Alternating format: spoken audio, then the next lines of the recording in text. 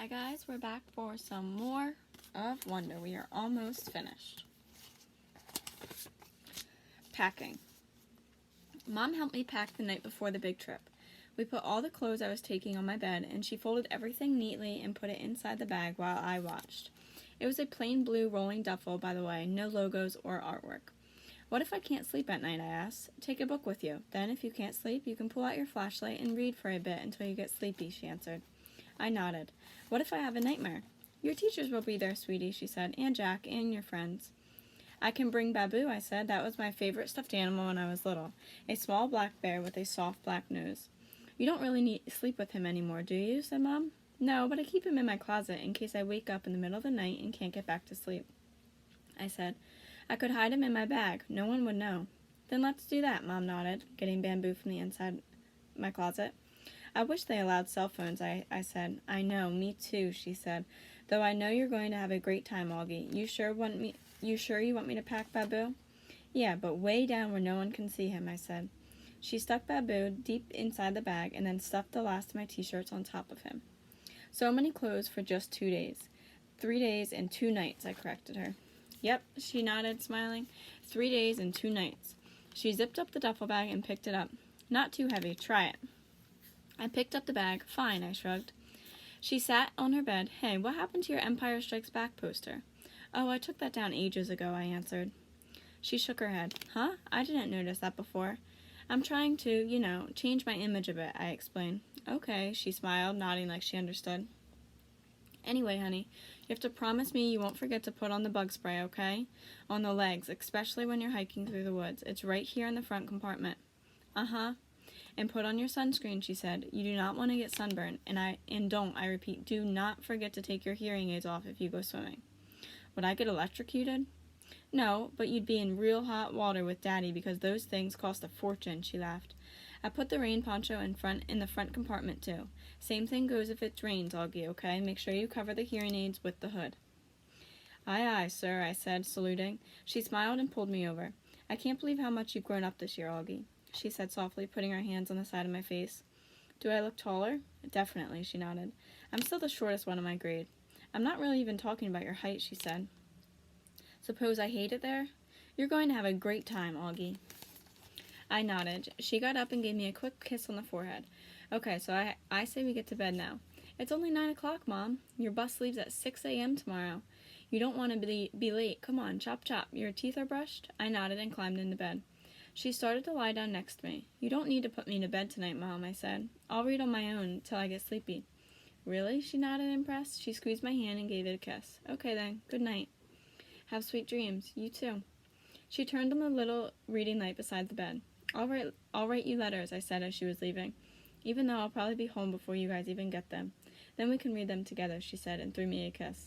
When she left the room, I took a copy of The Lion, the Witch, and the Wardrobe off the night table and started reading it until I fell asleep. Daybreak. The next day, I woke up really early. It was still dark inside my room and even darker outside, though I knew it would be morning soon. I turned over on my side, but didn't feel at all sleepy. That's when I saw Daisy sitting near my bed. I knew it wasn't Daisy, but for a second, I saw a shadow that looked just like her.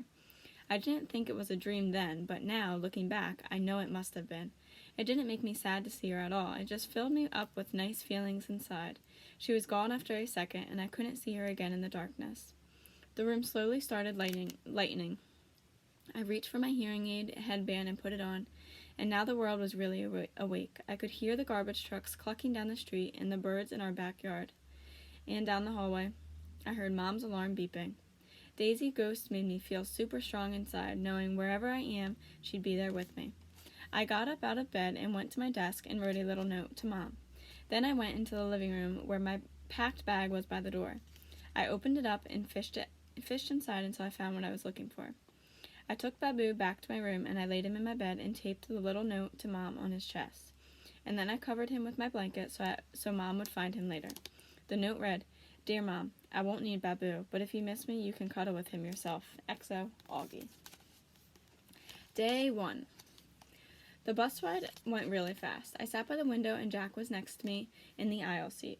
Summer and Maya were in front of us. Everyone was in a good mood. Kind of loud, laughing a lot. I noticed right away that Julian wasn't on our bus, even though Henry and Miles were. I figured he must be on the other bus, but then I overheard Miles tell Amos that Julian ditched the grade trip because he thought the whole nature retreat thing was, quote-unquote, dorky. I got totally pumped because dealing with Julian for 3 days in a row and 2 nights was a major reason that I was nervous about this whole trip. So now, without him there, I could really just relax and not worry about anything. We got to the nature reserve at around noon. The first thing we did was put our stuff down in the cabins. There were 3 bunk beds to every room, so me and Jack did rock, paper, scissors for the top bunk, and I won. Woohoo! And the other guys in the room were Reed and Tristan and Pablo and Nino. After we had lunch in the main cabin, we all went on a 2-hour guided nature hike through the woods. But these were not woods like the kind they have in Central Park. These were real woods, giant trees that almost totally blocked out the sunlight. Tangles of leaves and fallen tree trunks, howls and chirps, and really loud bird calls. There was a slight fog, too, like a pale blue smoke all around us. So cool. The nature guide pointed everything out to us, the different types of trees we were passing, the insects inside the dead logs on the trail, the signs of deer and bears in the woods, what types of birds were whistling, and where to look for them. I've realized that my Lobot hearing aids actually made me hear better than most people, because I was usually the first person to hear a new bird call. It started to rain as we headed back to camp. I pulled on my rain poncho and pulled the hood up so my hearing aids wouldn't get wet. But my jeans and shoes got soaked by the time we reached our cabins. Everyone got soaked. It was fun, though. We had a wet sock fight in the cabin. Since it rained for the rest of the day, we spent most of the afternoon goofing off in the rec room. They had a ping-pong table and old-style arcade games like Pac-Man and Missile Command that we played until dinner time. Luckily, by the time it had stopped raining, we got to have a real campfire cookout. The log benches around the campfire were still a little damp, but we threw our jackets over them and hung out by the fire, toasting s'mores and eating the best roasted hot dogs I've ever tasted. Mom was right about the mosquitoes. There were tons of them, but luckily I had spritzed myself before I left the cabin, and I wasn't eaten alive like some of the other kids were. I loved hanging out by the campfire after dark. I loved the way bits of fire dust would float up and disappear into the night air, and how the fire lit up people's faces. I loved the sound the fire made, too, and how the woods were so dark and you couldn't see anything around you, and you'd look up and see a billion stars in the sky. The sky doesn't look like that in North River Heights. I've seen it look like that in Montauk, though, like someone sprinkled salt on the shiny black table. I was so tired when I got back to the cabin that I didn't need to pull out the book to read. I fell asleep almost as fast as my head hit the pillow. And maybe I dreamed about the stars. I don't know. The fairgrounds. The next day was just as great as the first day. We went horseback riding in the morning, and in the afternoon we rappelled up some ginormous trees with the help of nature guides. By the time we got back to the cabins for dinner, we were all really tired again.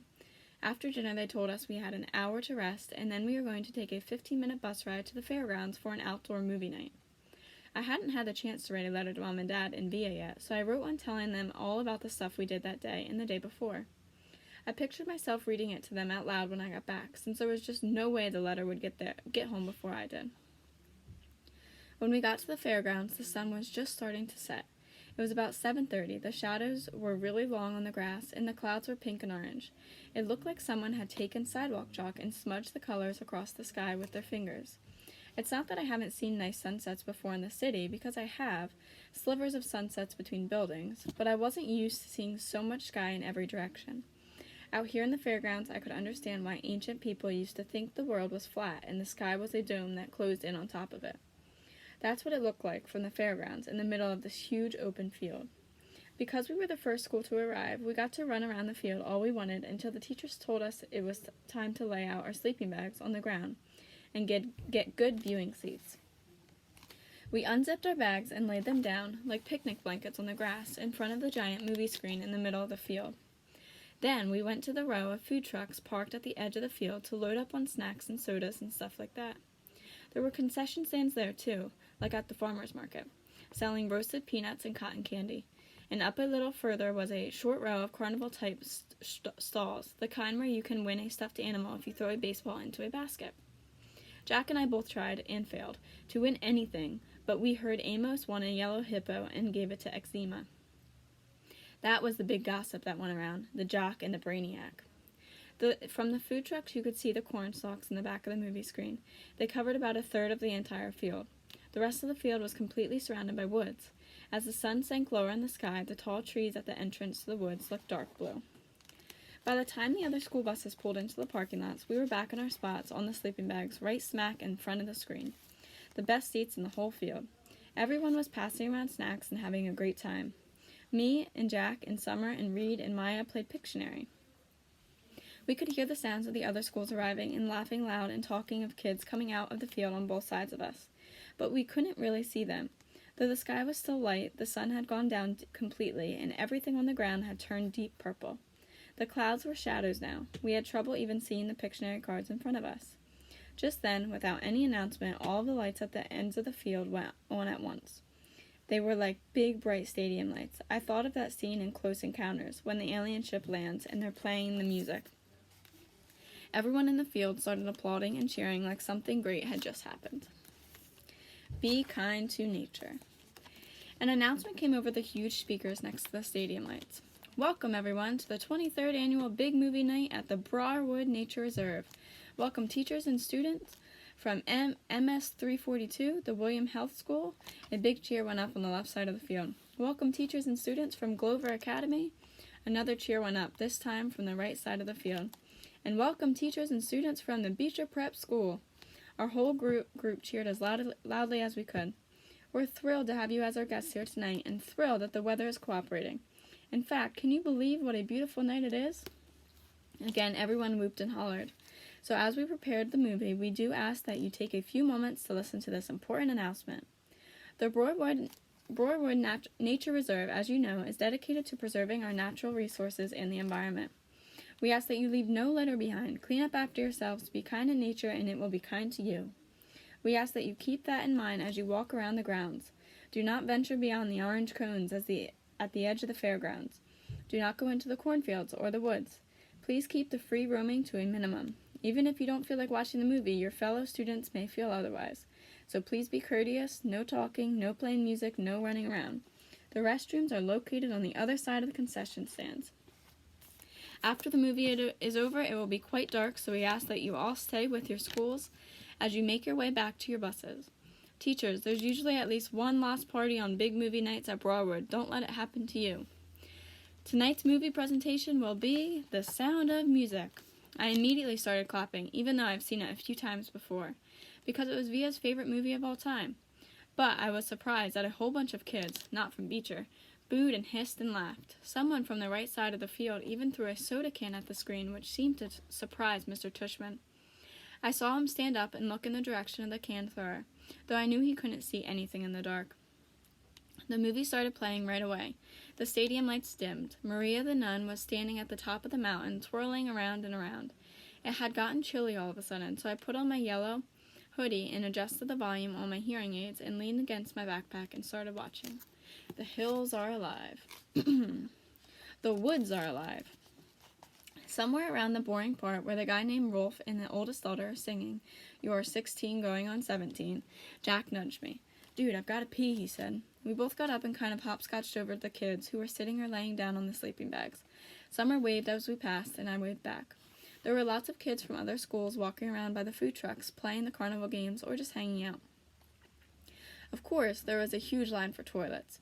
"Forget this, I'll just find a tree," said Jack. "That's gross, Jack. Let's just wait," I answered. But he headed off to the row of trees at the edge of the field, which was past the orange cones that were specifically told not to go past. And of course I followed him. And of course we didn't have our flashlights because we forgot to bring them. It was so dark now we literally couldn't see 10 steps ahead of us as we walked towards the woods.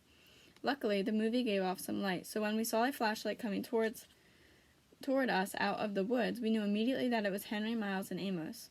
I guess they hadn't wanted to wait online to use the toilets either. Miles and Henry were still not talking to Jack, but Amos had let go of the war a while ago, and he nodded hello to us as they passed by. "Be careful of the bears," Henry shouted, and he and Miles laughed as they walked away. Amos shook his head at us, like, "Don't pay attention to them." Jack and I walked a little further until we were just inside the woods. Then Jack hunted around for the perfect tree and finally did his business, though it felt like he was taking forever.